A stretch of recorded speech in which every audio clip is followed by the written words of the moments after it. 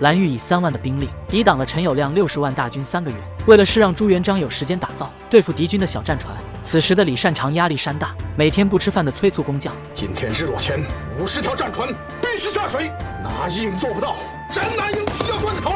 谁料就在这时，手下却风风火火地赶来。禀大都督，可是好事啊！江宁县衙来报，他们负责的100条战船已经全部备齐了，而且不说，又在撒谎。而且他们还多预备了120条，总共是220条啊！这简直是天上掉馅饼的好事。李善长像个孩子似的，一溜烟冲到山头，只见上百艘战船果然停靠在江面上。他赶紧找到江宁县令胡惟庸，问到底是如何在短时间内打造出这上百条水师战船的。胡惟庸如实禀告，这些天上掉下来的战船全都是私人的商船，只不过扯了黄纸说是用来运货，每个月还支付50两黄金，这样一船10船100，所有商船老板都上赶着把船借出来收租。而这些远洋过的小商船，比普通江上的小战船还要结实。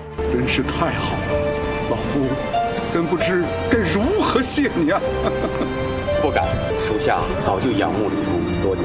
李善长的老脸瞬间笑成了一朵菊花。当即将胡惟庸推荐给朱元璋，朱元璋向来是求贤若渴，二话不说便将其封为正3品大员，今后协助李善长处理一切军政要务。可就在朱元璋终于完成了对陈友谅的备战时，明王突然派人传来消息，说正被袁廷疯狂围剿，急需朱元璋派兵符大厦于江青。朱元璋一时拿不定主意，又召开了军事会议。刘伯温还是坚持陈友谅是最大的敌人，不要去管明王。大帅一旦离开金陵，消息几天之内就会流传出去，断然封锁不住。而这时陈友谅也就会飞报张士诚，说朱元璋北上，金陵城空虚，咱俩东西夹击，平分天下。常遇春却有不同的看法，他认为朱家军之所以能发展壮大，都是因为打着明王的旗号，放任明教灭亡。那袁廷的下一个目标必定是朱元璋。四弟说的对，我倒把这点给忽略了。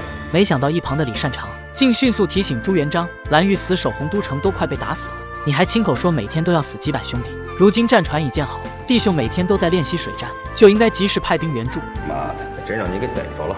面对如此进退两难的局面，朱元璋最终究竟会作何选择呢？